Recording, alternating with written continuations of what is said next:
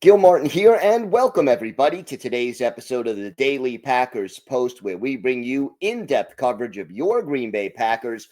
We have new videos dropping every day, Monday through Friday, so hit the like button and subscribe so you never miss an episode. Also, visit our website at thepackerspost.com for in-depth articles on your Green Bay Packers.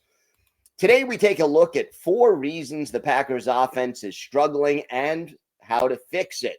You would have thought this would not have been a problem. The Packers went all in to win a Super Bowl this year. Brian Gutekunst trading 2 first-round picks and Kenny Clark for Micah Parsons to improve the defense. The underlying belief was the offense was already good enough to win a championship.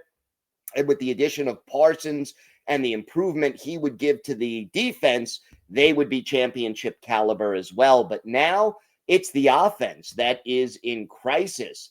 Green Bay has lost 3 games this season. And the crazy thing is that in those 3 games, no opponent scored more than 16 points.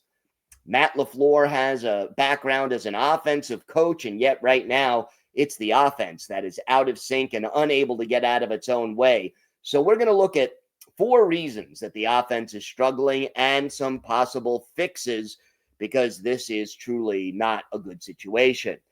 Number 1, the offense presently lacks an identity. Last year, the offense did have an identity.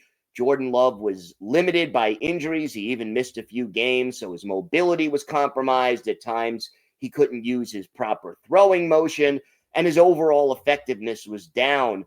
As a result, Matt LaFleur made the running game and Josh Jacobs the centerpiece of the offense, and it worked. The Packers were 5th in the league in rushing offense, 8th in scoring, and 5th in total yards.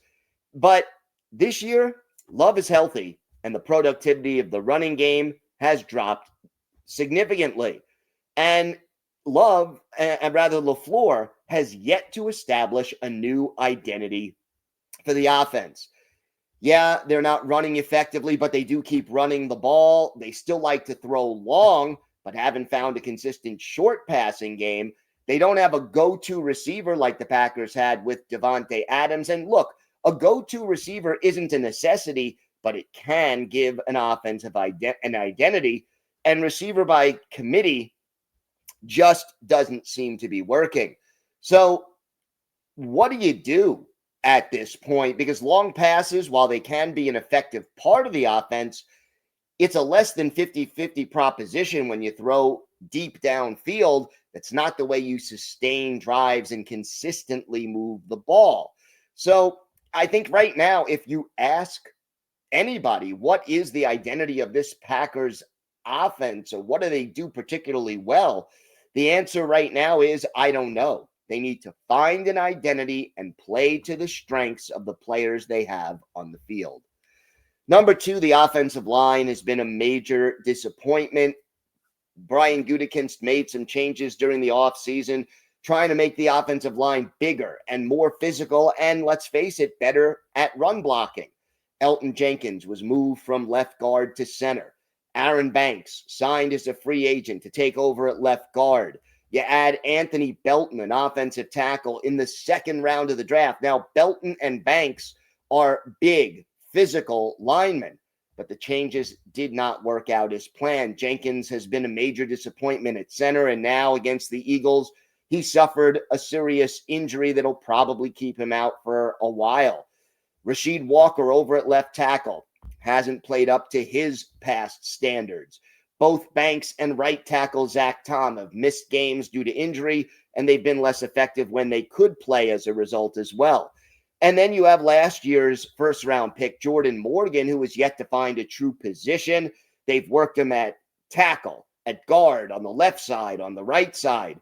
Injuries have also caused him to make some flip-flops position-wise, but right now he seems to be the jack of all trades, master of none. The struggles on the offensive line have reduced the effectiveness of the running game and the passing game, as Jordan Love is under pressure more often than he'd like. Getting this unit healthier, putting the players in the right positions to succeed, and just getting some cohesiveness to this unit would certainly be a step forward. Number 3, Matt LaFleur's play calling has been predictable. How often have we seen run on first down, run again on second and long, pass on third down? The wide receiver screens and jet sweeps have been used so much that they're not being as effective anymore because defenses know they're coming. One bad example of predictability came against the Eagles-Packers, facing 4th and 1 on the Eagles side of the field late in the fourth quarter, down by 3 points. They lined up in the shotgun on 4th and 1, and LaFleur called for a run by Jacobs. The play is stuffed for a loss. Jacobs even fumbles, and the Packers had to give up the football. But after the game, Jacobs admitted he heard the Eagles defenders calling out the play the Packers were about to run before the snap of the ball. They knew what was coming, and that made it easier to stop. Look, all offensive play callers, Matt LaFleur, no exception, they have tendencies. But play calling is a chess game. Offensive play caller, defensive play caller, move and counter move. But Matt LaFleur cannot be so predictable. He needs to keep defenses off balance and guessing what comes next. Number 4, boy, they need to clean up the mental errors, the lack of discipline, the mistakes, the self-inflicted wounds have plagued this team for far too long. Big example again against the Eagles. Illegal formation penalty wipes out a 22-yard gain on a pass to Christian Watson. And knowing where to line up, how to line up, covering the tight end, not covering the tight end, you have to know that by this point in the season. And if the players miss it, the coaches on the sideline or the coaches in the press box have to be contacting LaFleur and saying, hey, call a timeout. We're going to get called for this flag. We've seen drop passes, illegal formations, ineligible man downfield, illegal motion, wasted timeouts. We've seen all of these mental mistakes far too much. If coaching is teaching, as Vince Lombardi was fond of saying, then the message just isn't getting through. And in the NFL, especially when you're facing good teams and the Packers' schedule gets harder the rest of the way, you cannot afford to beat yourself. Many of these things are correctable, but LaFleur needs to take a hard look at what's going on and maybe even bring in a fresh pair of eyes as a consultant to help fix some of these issues. The Packers will not be able to compete with the elite teams in the NFC unless the offense improves and returns to form. The future of the team and Matt LaFleur's job may ultimately depend on it. Check out our website at thepackerspost.com for in-depth articles on the Packers. Here on YouTube, hit the like button and subscribe so you never miss one of our episodes of the Daily Packers Post. I'm Gil Martin. Have a great day, everybody. Stay safe, and thanks so much for watching today's episode of the Daily Packers Post. And of course, go Pack Go.